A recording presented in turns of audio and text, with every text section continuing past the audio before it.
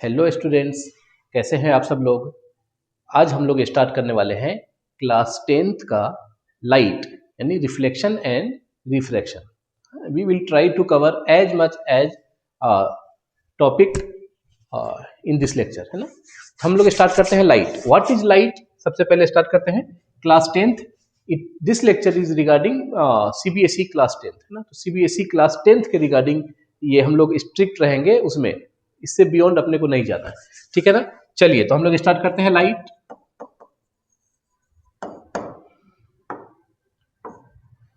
चलिए, क्या होता है लाइट। तो लाइट अब इसमें लिखेंगे it is a form of energy. Light is a form of energy, तो लिखेंगे it is a form of energy that gives us a sensation of vision, ठीक है ना। It is a form of energy that gives us sensation of vision. Light is a form of energy. Light एक energy का form है जो आपको या हमको सेंसेशन देता है देखने के लिए। उसके बाद क्या लिखेंगे, it is a form of electromagnetic radiation, ठीक है ना। Light is a form of electromagnetic wave यानी इलेक्ट्रोमैग्नेटिक रेडिएशंस। 12th क्लास में आप इसको डिटेल्स में पढ़ेंगे, है ना, कि लाइट कौन सा वेव है, इलेक्ट्रोमैग्नेटिक वेव है। और इसी को हम ट्रांसवर्स वेव भी बोलते हैं। It is a transverse wave, ठीक है ना। दो वेव मेनली आप पढ़ते हो, longitudinal wave and transverse wave.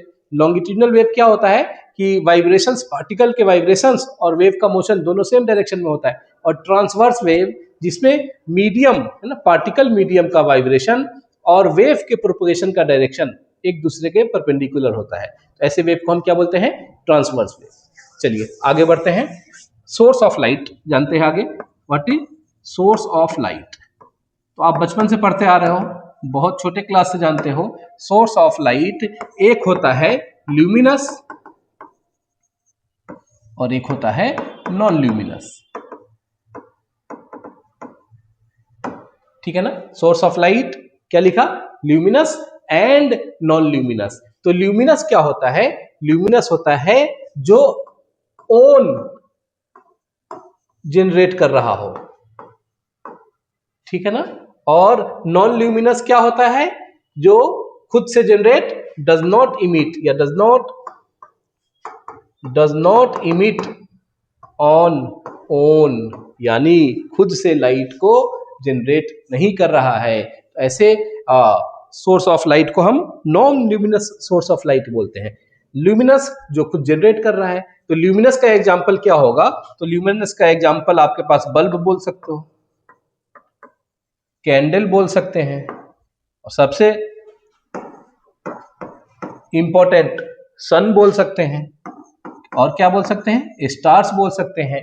Non luminous क्या होगा, नॉन ल्यूमिनस जैसे कि सपोज यहाँ बेंच रखा है तो बेंच हो सकता है, डेस्क हो सकता है, और जो भी आपके नजदीक बुक्स है, तो ये सब एग्जांपल हो गया नॉन ल्यूमिनस का। तो बुक्स से जो लाइट आ रहा है वो नॉन ल्यूमिनस है, बुक्स, टेबल, चेयर। तो ये क्या रहा आपका सोर्स ऑफ लाइट, ठीक है ना। चलिए अब हम लोग नेक्स्ट स्लाइड पे बढ़ते हैं। नेक्स्ट क्या, रे ऑफ लाइट, है ना। आगे पढ़ते हैं, रे ऑफ लाइट यानी लाइट का रे, ठीक है ना। क्या होता है रे ऑफ लाइट, क्या है बेसिकली, किसी भी सोर्स से जब लाइट निकल रहा है तो लाइट किस पाथ पे चल रहा है ना, जिस पाथ पे चल रहा है उसको हम क्या बोलते हैं, रे ऑफ लाइट। तो इसको अगर डेफिनेशन में लिखोगे तो कैसे लिखोगे, the linear path joining the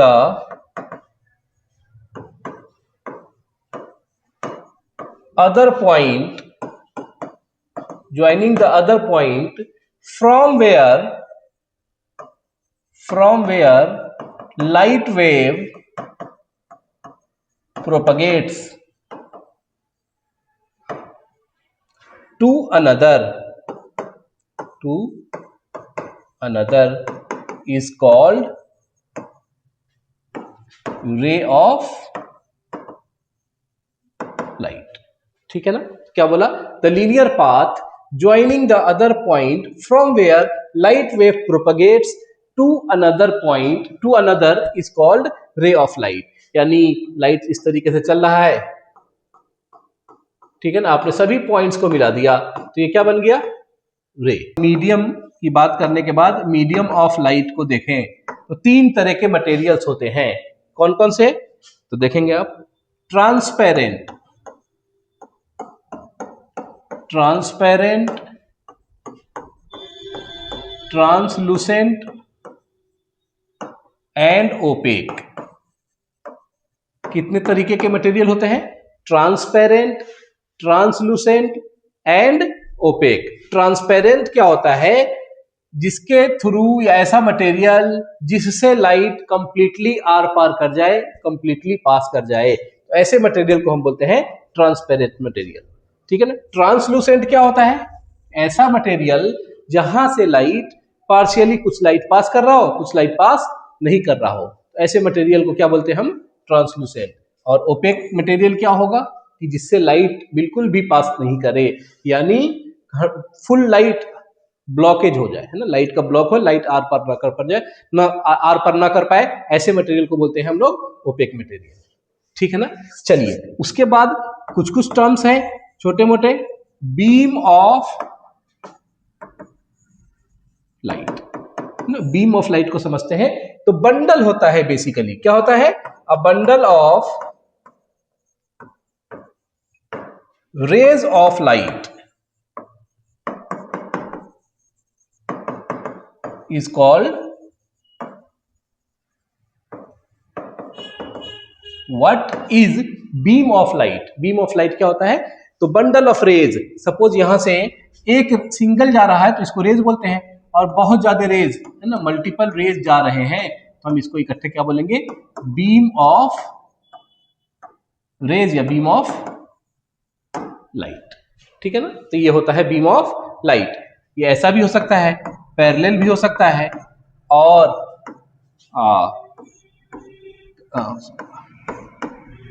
converging भी हो सकता है, और डाइवर्जिंग भी हो सकता है ना। ये पैरेलल बीम ऑफ लाइट है, ये कन्वर्जिंग बीम ऑफ लाइट है, और ये वाला डाइवर्जिंग बीम ऑफ लाइट है। पैरेलल मतलब बिल्कुल एक दूसरे से पैरेलल चले। डाइवर्जिंग किसको बोलेंगे? जहां से लाइट निकल के फैल रहा हो। कन्वर्ज किसको बोलेंगे? लाइट जहां के एक जगह पे मर्ज हो रहा होगा। इस तरीके के बीम्स होंगे, है ना, बीम ऑफ लाइट। चलिए, अब आगे बढ़ते हैं। आपका जो टॉपिक आता है रिफ्लेक्शन ऑफ लाइट। अब यहां से जो असल शुरू होता है रिफ्लेक्शन ऑफ लाइट। ठीक है ना। तो क्या होता है reflection of light? Reflection of light is bouncing back of light in the same medium from where it is coming. यानी कोई रेज कहीं से आ रहा है और किसी ऑब्जेक्ट से टकराया, और टकराने के बाद वापस उसी मीडियम में चले जाना जिस मीडियम से आ रहा है। किससे टकराएगा? किसी भी ऐसे मटेरियल से जो शाइनिंग हो, है ना, जो पॉलिश्ड हो, शाइनिंग हो, ऐसे मटेरियल से टकराने के बाद लाइट टकराने के बाद उस लाइट का वापस उसी मीडियम में चले जाना, इस फिनोमेना को बोलते हैं हम रिफ्लेक्शन ऑफ लाइट। तो क्या लिखेंगे रिफ्लेक्शन ऑफ लाइट में? The phenomena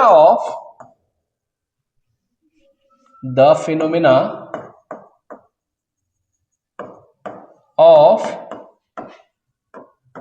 bouncing back of light rays, the phenomena of bouncing back of light rays after falling on a polished or smooth surface. ठीक है ना। लाइक क्या बोलोगे आप? Like mirror. ठीक है ना।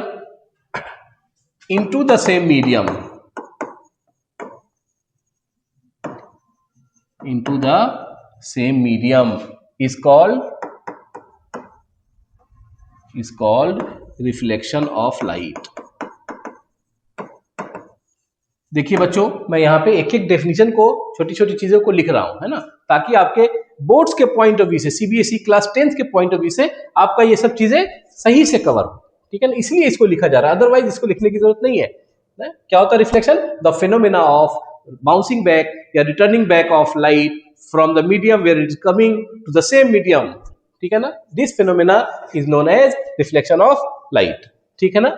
अब इसमें क्या होता है, रिफ्लेक्शन होता है तो रिफ्लेक्शन के कुछ लॉज भी होते हैं, है ना, और रिफ्लेक्शन के कुछ टाइप्स भी होते हैं। तो रिफ्लेक्शन के अगर टाइप्स की मैं बात करूं, किसकी बात करूं, टाइप्स की बात करूं, तो दो टाइप्स के रिफ्लेक्शन होते हैं, रेगुलर रिफ्लेक्शन, रेगुलर रिफ्लेक्शन, और क्या होता है, इर्रेगुलर रिफ्लेक्शन,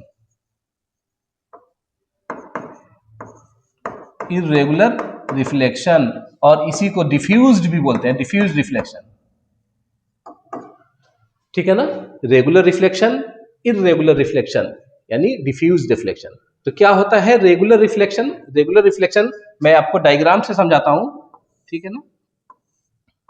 लाइट यहां से आया, इस तरीके से गया, फिर इसके पैरेलल रेज आए, ऐसे चले गए, फिर कुछ रेज इसके पैरेलल आए और इस तरीके से चला गया। तो ये रिफ्लेक्शन कैसा रिफ्लेक्शन को शो करता है? रेगुलर रिफ्लेक्शन को। इर्रेगुलर रिफ्लेक्शन इर्रेगुलर सरफेस से होगा, रेगुलर रिफ्लेक्शन प्लेन सरफेस से होगा। अगर आपका सरफेस इर्रेगुलर है, इस तरीके का है, तो जो भी लाइट आएगा, है ना, तो ये रेज यहां से आया तो ये इधर जा रहा है, दूसरा रेज इसके पैरेलल जो आया वो ऐसे जा रहा है, ठीक है, तीसरा रेज जो इसके पैरेलल है वो इस तरफ जा रहा है। यानी जो कमिंग रेज है वो तो पैरेलल है, लेकिन रिफ्लेक्टिंग रेज जो है वो पैरेलल नहीं है। यहाँ पे देखेंगे आप कि इंसिडेंट रे और रिफ्लेक्टेड रे दोनों पैरेलल है। यहाँ पे इंसिडेंट रेज तो पैरेलल है, लेकिन रिफ्लेक्टेड रेज ये आपस में पैरेलल नहीं है। तो ऐसे रिफ्लेक्शन को हम लोग क्या बोलेंगे? इस वाले को इर्रेगुलर रिफ्लेक्शन और इस वाले को रेगुलर रिफ्लेक्शन। चलिए अब आगे बढ़ते हैं लॉज ऑफ रिफ्लेक्शन में, है ना, जो काफी इंपॉर्टेंट है, यहां से आता है चीज, लॉज ऑफ, ठीक है ना, laws of reflection, laws of reflection ये काफी इंपॉर्टेंट है, ठीक है ना। क्या होता है लॉज ऑफ रिफ्लेक्शन? कि जब भी कोई लाइट,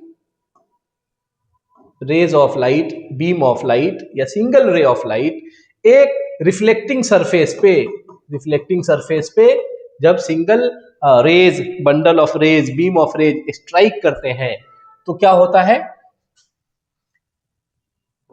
लाइट वापस से बाउंस बैक करता है उसी मीडियम में। लेकिन जब बाउंस बैक होता है तो इसके कुछ रूल्स हैं, ठीक है ना। क्या रूल्स है? कि जिस पॉइंट पे, है ना, इसको हम क्या बोलेंगे? इसको बोलेंगे इंसिडेंट रे, इंसिडेंट रे। इस पॉइंट को बोलेंगे point of incidence, point of incidence, और इसको बोलेंगे हम रिफ्लेक्टेड रे। समझ में आ रही बात? तो जब भी रिफ्लेक्शन होगा तो पॉइंट ऑफ इंसिडेंस पे आपको क्या करना है कि रिफ्लेक्टिंग जो सरफेस है उस सरफेस के परपेंडिकुलर एक लाइन खींचना है, जो पॉइंट ऑफ इंसिडेंस से पास करे वो इस तरीके से पास करेगा। इस लाइन को हम बोलते हैं नॉर्मल लाइन। नॉर्मल लाइन कैसा होगा? तो हमेशा सरफेस के परपेंडिकुलर होगा, ठीक है ना। और इस सरफेस को आप देखोगे तो इस सरफेस के परपेंडिकुलर तो हजारों लाइन है भाई, ये भी लाइन इस सरफेस के परपेंडिकुलर है, ऐसे सभी लाइंस इस सरफेस के परपेंडिकुलर है। लेकिन आपको कौन सा वाला लाइन लेना है? जो पॉइंट ऑफ इंसिडेंस से पास कर रहा हो।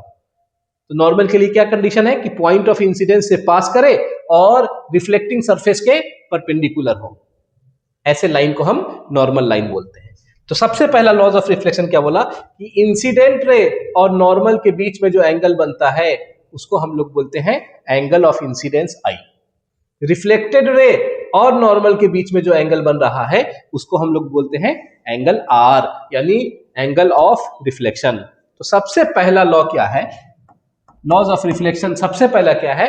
कि angle of incidence, angle of incidence is equal to angle of reflection.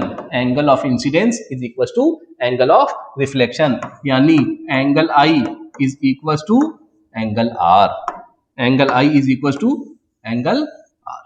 ये आपका फर्स्ट लॉ ऑफ रिफ्लेक्शन है, ठीक है ना। सेकेंड क्या है, सेकेंड लॉ क्या है, ये भी इसको समझिए। सेकेंड लॉ, ये फर्स्ट लॉ आपका आ गया।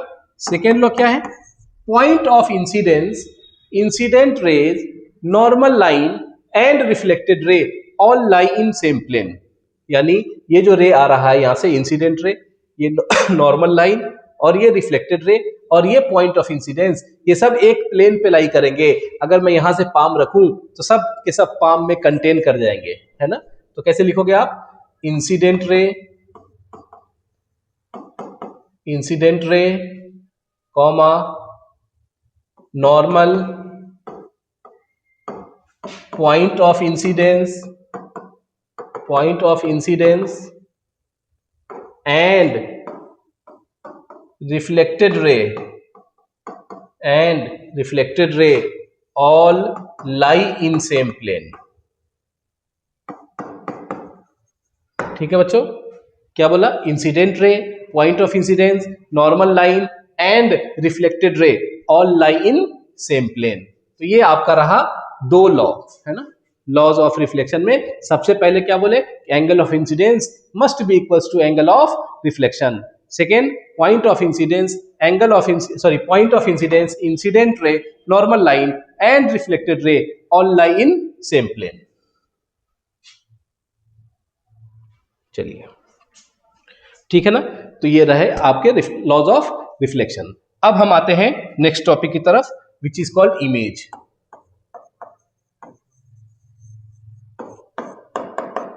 ठीक है ना, क्या होता है image, meeting point of reflected ray. अभी चूंकि हम रिफ्लेक्शन पढ़ रहे हैं तो यहाँ पे रिफ्लेक्शन के अकॉर्डिंग बात कर रहे हैं, आगे रिफ्लेक्शन के लिए भी यही चीज वैलिड है। इमेज की डेफिनेशन क्या है, तो meeting point of reflected rays or refracted rays, it's called image. What is image? The point at which rays converge. क्या लिखे, the, ये सिंपल लिखो, meeting point of reflected rays, reflected rays is called image, और या इसमें ऐसा लिखोगे image, it may actually meet or appears to meet। ठीक है बच्चों, क्या बोला कि रिफ्लेक्टेड रेज जहां पे जाके मिलेंगे उस पॉइंट को हम बोलेंगे इमेज। और क्या बताया कि ये एक्चुअल में मिल भी सकता है, इट में एक्चुअली मीट और अपियर्स टू मीट। तो जरूरी नहीं है कि हर बार एक्चुअल में मिलेगा, मिलता हुआ दिख भी रहा हो तो हम वहां पे बोलेंगे उस पॉइंट पे क्या बन रहा है, इमेज बन रहा है। एक्चुअल में एक्चुअल में अगर रिफ्लेक्टेड रेज मीट कर रहे हैं, सही में मीट कर रहे हैं, आप इसको बोलेंगे रियल इमेज, एक्चुअल इमेज, असली इमेज। असली में रिफ्लेक्टेड रेज मिल रहे हैं तो असली इमेज यानी रियल इमेज। अगर मिलता हुआ एपियर हो रहा है, मिल नहीं रहा है, मिलता हुआ लग रहा है, तो ऐसे इमेज को क्या बोलेंगे हम, वर्चुअल इमेज। तो असली में अगर रिफ्लेक्टेड रेज मिल रहे हैं तो असली इमेज, रियल इमेज। अगर नकली में मिल रहा है, मिलता हुआ दिख रहा है, उसी को हम बोलते हैं वर्चुअल इमेज। ठीक है ना। चलिए, तो अब यहाँ पे टाइप्स ऑफ इमेज की बात करें तो दो टाइप के इमेज होंगे, real image and virtual image. Real image and virtual image. If the reflected ray, क्या लिखोगे, if the reflected raise meets actually, सही में मिल रहे हैं रिफ्लेक्टेड रे तो सही वाला इमेज बनेगा यानी रियल इमेज बनेगा। क्या इसमें क्या लिखेंगे, reflected rays appears to meet, मिलता नहीं है, मिलता हुआ दिखता है, तो ऐसे इमेज को हम क्या बोलेंगे, वर्चुअल इमेज। ठीक है ना। चलिए अब आगे बढ़ते हैं। नेक्स्ट है आपका मिरर्स। ठीक है ना। तो मिरर आपको भी पता है या नहीं भी पता है तो जान ले कि दो टाइप के मिरर को अभी आपको यहां पे पढ़ना है। कौन कौन सा, एक प्लेन मिरर और एक स्फेरिकल मिरर। प्लेन मिरर क्या होता है, फ्लैट टाइप का होगा, है ना, जिसपे जनरली हम लोग या आप लोग सरफेस देखते हैं, है ना। तो कैसा होता है, फ्लैट होता है प्लेन मिरर, ठीक है ना। और स्फेरिकल मिरर कर्व होता है। स्फेरिकल मिरर क्या होता है, कर्व होता है, ठीक है ना। तो इसके सरफेस फ्लैट होंगे, प्लेन होंगे, तो इसको प्लेन मिरर बोलेंगे। इसके सरफेस कर्व होंगे तो इसको हम कौन सा मिरर बोलेंगे, स्फेरिकल मिरर बोलेंगे। और स्फेरिकल मिरर बनाते कैसे हैं, spherical mirror is a part of sphere. Spherical mirror is a part of sphere,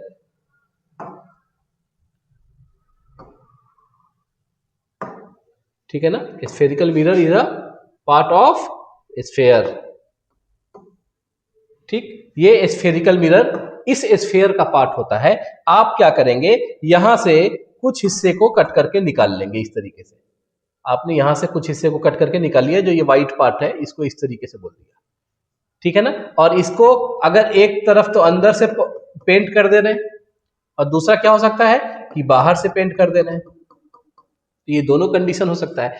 तो अगर अंदर से पेंट कर रहे हैं इस तरीके से और बाहर से रिफ्लेक्टिंग सरफेस है, तो इसको हम बोलते हैं कॉन्वेक्स मिरर। कौन सा मिरर, कॉन्वेक्स मिरर। और अगर बाहर से पेंटिंग है, अंदर से रिफ्लेक्टिंग है, यानी अंदर वाला हिस्सा क्या है, रिफ्लेक्टिंग, तो हम ऐसे मिरर को बोलते हैं कॉनकेव मिरर, ठीक है बच्चों। दो टाइप के मिरर, एक प्लेन मिरर और उसके बाद स्फेरिकल मिरर। स्फेरिकल मिरर में भी दो टाइप का मिरर है, कॉनकेव मिरर और कॉन्वेक्स मिरर। डिपेंड करता है स्फेरिकल मिरर कैसे बनाया, फिर से मैं आपको बता दूं स्फेरिकल मिरर कैसे बनाए हम लोग। स्फेरिकल मिरर इस तरीके से बनाए, ठीक है ना। एक स्फेयर लिया आपने और इस स्फेयर को कट किया, इस स्फेयर को इस तरीके से कट किया, ये सरफेस काट के निकाल दिया आपने, जो ये येलो वाला सरफेस है इसको काट के निकाल दिया, तो ये कैसा दिखेगा, इस तरीके का दिखेगा। और अब इसमें पॉलिशिंग जो करोगे आप, है ना, तो एक तरफ से पेंट कर दिया, तो अंदर से पेंट कर दिए, बाहर का हिस्सा रिफ्लेक्टिंग है, तो ऐसे मिरर को बोलेंगे कॉन्वेक्स मिरर, ठीक है ना। अंदर का हिस्सा, बाहर का हिस्सा पेंट कर दिए, अंदर का हिस्सा रिफ्लेक्टिंग है, ऐसे मिरर को बोलेंगे कॉनकेव मिरर। चलिए ठीक है, अब हम देखते हैं स्फेरिकल मिरर में कुछ टर्म्स आते हैं ना। स्फेरिकल मिरर में कुछ टर्म्स आते हैं, क्या है इसमें देख लेते हैं।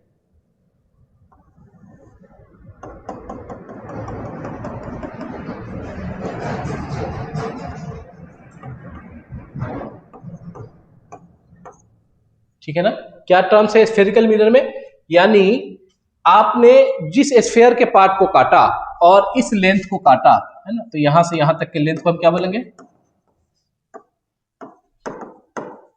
अपर्चर, ठीक है। और इसके मिड सेक्शन को, यानी इसके बीच वाले पॉइंट को, या ऐसा भी बोल सकते हो, इस मिरर के किसी भी पॉइंट को, यहां पे कोई सा भी पॉइंट है, इसको आप क्या बोलोगे, पोल बोलोगे, ठीक है ना। किसी भी पॉइंट को क्या बोलेंगे, पोल बोलेंगे। लेकिन चूंकि हम लोग कौन सा पॉइंट को पोल मानते हैं, तो मिड सेक्शन वाला। हजारों पॉइंट्स है, सभी को पोल बोल सकते हो आप, लेकिन अपने को जो लेना है आसानी होने के लिए कि भाई इनमें से कोई सा भी पॉइंट, हर एक पॉइंट पोल कहा जा सकता है, तो हम ऐसे पॉइंट को ले लेंगे जो एग्जैक्टली सेंटर पे आ रहा होगा, यानी अपर्चर का मिड में आ रहा होगा। इस पॉइंट को हमने क्या डिसाइड कर लिया, पोल, ठीक है ना। अब इसके मिरर के सेंटर की बात करते हैं, तो आप उस स्फेयर को देखेंगे जिस स्फेयर से इसको काट के निकाला गया है, तो उस स्फेयर का सेंटर ही इस मिरर के लिए क्या कहलाएगा, सेंटर, जिसको हम लोग बोलते हैं सेंटर ऑफ कर्वेचर, ठीक है ना। तो यहां से यहां तक की अगर बात करें तो ये किसके इक्वल होगा, रेडियस के इक्वल होगा, ठीक है ना। सेंटर कैसे डिसाइड करेंगे, ये किस स्फेयर का पार्ट है, किस स्फेयर से काट के निकाला गया है, उसी स्फेयर का जो सेंटर होगा वही इस मिरर के लिए सेंटर ऑफ कर्वेचर कहलाएगा। और पोल से सेंटर के डिस्टेंस को हम क्या बोलेंगे, आर, यानी रेडियस ऑफ कर्वेचर, क्या बोलेंगे, रेडियस ऑफ कर्वेचर, ठीक है। और लाइन ज्वाइनिंग क्या बोलेंगे, line joining P and C, line joining P and C, यानी pole and centre is called as principal axis, ठीक है बच्चों। तो ऐसा लाइन जो पोल और सेंटर को ज्वाइन कर रहा हो तो क्या बोलेंगे ऐसे लाइन को? प्रिंसिपल एक्सिस बोलेंगे। तो जैसे मैंने बताया था कि यहाँ पे पोल जो है बहुत सारे पॉइंट्स हो सकते हैं, उसी तरीके से प्रिंसिपल एक्सिस इसको भी बोला जा सकता है। वो सभी लाइंस जो सेंटर से पास कर रहे हो और पोल से पास कर रहे हो, सेंटर और पोल से पास कर रहे हो, इन सभी लाइंस को प्रिंसिपल एक्सिस लिया जा सकता है। लेकिन हम लोग कन्वीनियंट होने के लिए, आसानी करने के लिए, चीजों को समझने के लिए हम इस वाले को लेते हैं। ये आपका है प्रिंसिपल एक्सिस, ठीक है ना। चलिए अब इसके बाद आता है प्रिंसिपल एक्सिस के बाद फोकस, है ना। ये बहुत इंपॉर्टेंट है इसको समझना। कुछ लोग इसको ये समझते हैं कि focus is equals to PC by 2, यानी पीएफ, है ना। पी से लेके एफ तक का जो डिस्टेंस है वो पीसी बाई 2 है, डायरेक्टली बोलते हैं। 10th क्लास तक तो ये चीजें चल भी जाती हैं, ठीक है ना। हमने जो एजेंशंस लेके इसको पढ़ते हैं, हम लोग जो एजेंशन लेके पढ़ते हैं, उस केस में PF is equal to PC by 2 आ जाता है, यानी फोकल लेंथ आर बाई 2 के इक्वल आ जाता है। लेकिन फोकस का एक्चुअल डेफिनेशन क्या है, प्रिंसिपल फोकस का एक्चुअल डेफिनेशन क्या है कि जब भी, है ना, ये मिरर कौन सा है, बाहर से इसको पेंट किया गया है, अंदर से रिफ्लेक्टिंग है कॉनकेव मिरर। जब भी कोई लाइन, जब भी कोई रेज प्रिंसिपल एक्सिस के पैरेलल होगा, जब भी कोई रेज प्रिंसिपल एक्सिस के पैरेलल होगा, आफ्टर रिफ्लेक्शन कहां से पास करेगा, आफ्टर रिफ्लेक्शन जहां से पास करेगा और जहां पे प्रिंसिपल एक्सिस को कट करेगा, उसी पॉइंट को हम फोकस बोलते हैं, ठीक है ना। फिर से देख लीजिए कि कोई भी लाइन जो प्रिंसिपल एक्सिस के क्या हो, कोई भी लाइन जो प्रिंसिपल एक्सिस के पैरेलल हो, आफ्टर रिफ्लेक्शन प्रिंसिपल एक्सिस को ऐसे पॉइंट पे कट कर रहा हो, उसी पॉइंट को हम क्या बोलते हैं, फोकस। तो जितने भी लाइन पैरेलल लाइंस है, आफ्टर रिफ्लेक्शन कहां से पास करेगा वो,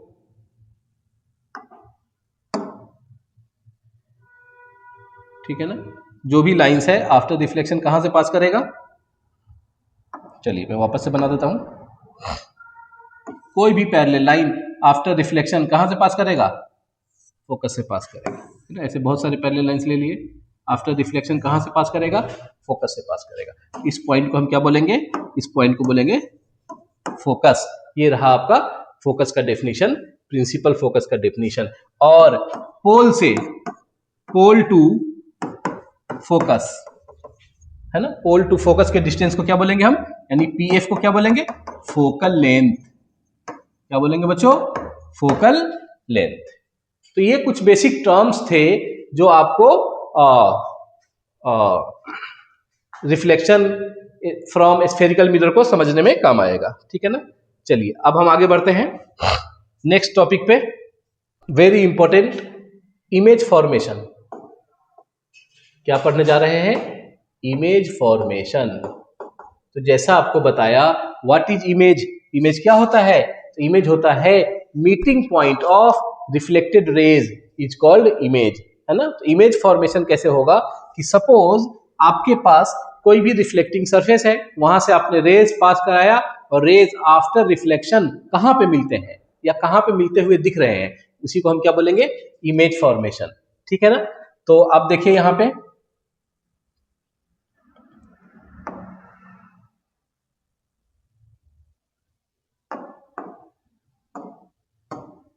ठीक, तो मैं यहां पे एक स्फेरिकल मिरर ले रहा हूं, ठीक है। क्या है रूल्स फॉर इमेज फॉर्मेशन, यहाँ पे आपका एफ है, यहाँ पे आपका सी है। तो सबसे पहली बात, हमने एक ऑब्जेक्ट को इस तरीके से रख दिया, एक ऑब्जेक्ट को इस तरीके से रख दिया और यहां से इनफाइनाइट नंबर ऑफ रेज किसकी तरफ जाएंगे, मिरर की तरफ जाएंगे, इनफाइनाइट रेज जाएंगे। उसमें से मैंने एक रेज लिया, कौन सा, जो प्रिंसिपल एक्सिस के पैरेलल है। तो आफ्टर रिफ्लेक्शन क्या होगा, आफ्टर रिफ्लेक्शन ये कहां से पास करेगा, फोकस से पास करेगा, ठीक है ना। उसी तरीके से उन हजारों रेज में से हमने और भी रेज ले लिए जो फोकस से पास करा दिया, तो आफ्टर रिफ्लेक्शन कैसा हो जाएगा, ये पैरेलल हो जाएगा। तो meeting point of reflected raise कहां पे आया, तो meeting point of reflected raise यहां पे आया। तो आप बोलोगे यहां पे कौन बन रहा है, इमेज बन रहा है। समझ में आई बात। तो ये इमेज बनाने का तरीका है कि हमने रिफ्लेक्टेड रेज लिया।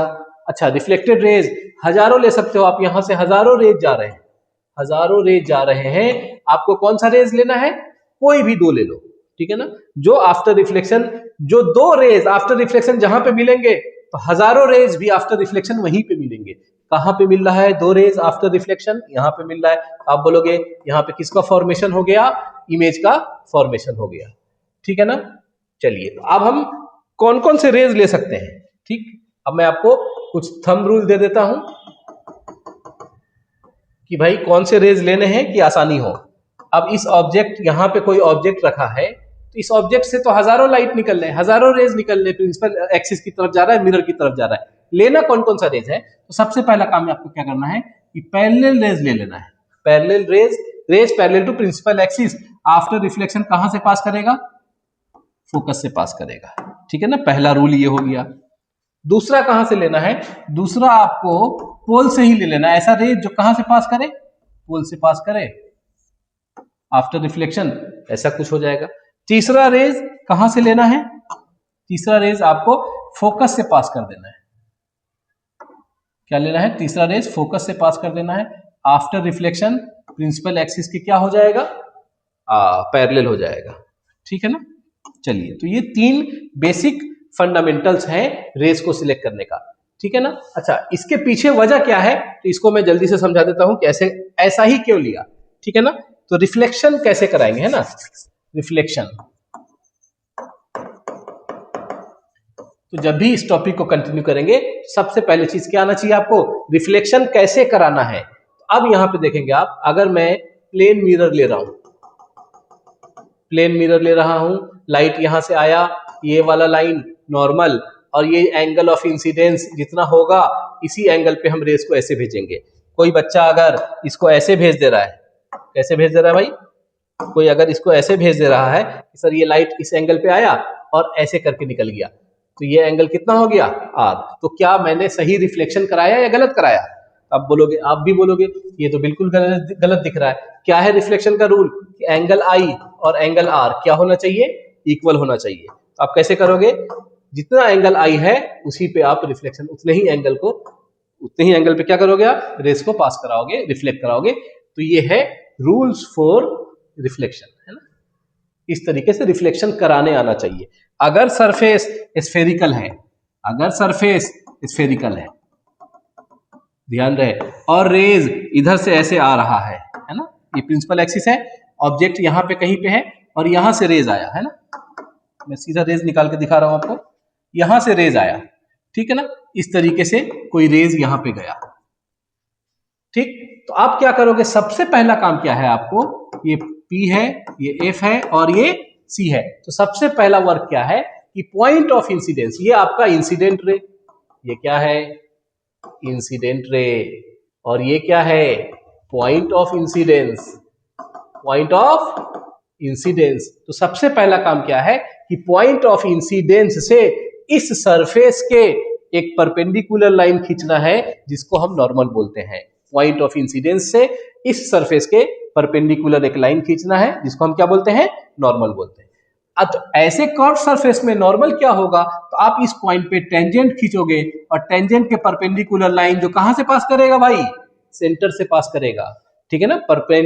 टेंजेंट के परपेंडिकुलर लाइन कहां से पास करेगा, सेंटर से। तो इस टेंजेंट के परपेंडिकुलर जो लाइन होगा वही इस पॉइंट पे इस सरफेस के परपेंडिकुलर लाइन होगा। फिर से समझिए, मुझे इस सरफेस के इस पॉइंट पे इसके परपेंडिकुलर लाइन चाहिए, तो मैं क्या करूंगा, यहां पे एक टेंजेंट खींचूंगा और इस टेंजेंट को सेंटर ऑफ उससे मिला दूंगा, स्फीयर से, सेंटर से मिला देंगे, क्या आएगा, तो आप बोलोगे यही वाला लाइन नॉर्मल लाइन होगा, ठीक है ना। तो रिफ्लेक्टिंग सरफेस से कैसे करेंगे रिफ्लेक्शन, तो सबसे पहले क्या देखा आपने, इंसिडेंट रे, यहां से लाइट गया, पॉइंट ऑफ इंसिडेंस पे आप नॉर्मल खींचोगे तो ये डॉटेड लाइन आ गया आपका नॉर्मल लाइन, और जितना एंगल इसके साथ बना रहा है इसी को हम बोलेंगे एंगल ऑफ इंसिडेंस। तो क्या आप बताइए बच्चों कि अगर मैं इस रेस को ऐसे भेज दूं, अगर मैं इस रेस को ऐसे भेज दूं तो क्या ये सही रिफ्लेक्शन होगा। अगर मैं इस रेस को ऐसे भेज दूं बच्चों, तो बताइए क्या ये सही टाइप का रिफ्लेक्शन दिख रहा है आपको, बिल्कुल भी नहीं। क्यों कि जिस एंगल पे आ रहा था उसी एंगल पे इसको क्या होना होगा, रिफ्लेक्ट होना होगा, ठीक है ना। तो ये कैसे होगा, जितना एंगल ये आई था उसी से मिलता जुलता ये वाला एंगल बनेगा, इसको हम क्या बोलेंगे, एंगल आर। तो ये है रिफ्लेक्शन कराने का तरीका। तो जैसा कि मैंने आपको बताया, फिर से हम देख लेते हैं इमेज का फॉर्मेशन कैसे करने के लिए जो आपको रूल बताए। यहां पे हम, ठीक है ना, रेज लिया, सबसे पहले रेज कौन सा लिए, पैरेलल रेज। सबसे पहले कौन सा रेज लिए, पैरेलल रेज। तो आप बताइए ये लाइन कौन सा होगा, नॉर्मल लाइन, और जितना एंगल ये है उतने ही एंगल पे ये पास करेगा। तो कहां से पास करेगा, ये फोकस से पास करेगा, ठीक है ना। दूसरा रेज कौन सा ले रहे हैं, दूसरा रेज हम ले रहे हैं, इसी में मैं बना देता हूं। दूसरा रेज किसी पॉइंट से, यहां से सपोज लाइट आ रहा है पोल की तरफ, यहां से लाइट आ रहा है पोल की तरफ। आप बोलोगे ये है point of incidence, point of incidence से सेंटर को मिलाएंगे तो यही यानी प्रिंसिपल एक्सिस वाला ही लाइन क्या हो जाएगा, यहाँ पे नॉर्मल लाइन। तो जितना एंगल ये बना रहा था उतने ही एंगल पे ये लाइट क्या हो जाएगा, यहां से रिफ्लेक्ट कर जाएगा। तो ये दूसरी बात आ गई। तीसरा क्या बोला कि फोकस से पास करा देते हैं, तो फोकस से पास कराएंगे तो आफ्टर रिफ्लेक्शन क्या हो जाएगा, प्रिंसिपल एक्सिस के पैरेलल हो जाएगा। तो इसी रेस को उल्टा कर दो, प्रिंसिपल एक्सिस के पैरेलल रेस गया, मिरर को टकराया, आफ्टर रिफ्लेक्शन फोकस से पास करेगा। इसका उल्टा कर दीजिए, फोकस से लाइट पास कर रहा है, आफ्टर रिफ्लेक्शन प्रिंसिपल एक्सिस के पैरेलल हो जाएगा, ठीक है ना। तो ये है आपका फॉर्मेशन, इमेज फॉर्मेशन के कुछ रूल्स हैं, ठीक है ना। चलिए अब हम इसके बात करते हैं image formation by concave mirror. अब हम यहां पे इमेज का फॉर्मेशन करना शुरू कर देते हैं, ठीक है। Image formation by concave mirror. चलिए बच्चों हेडिंग डालिए, image formation by concave mirror.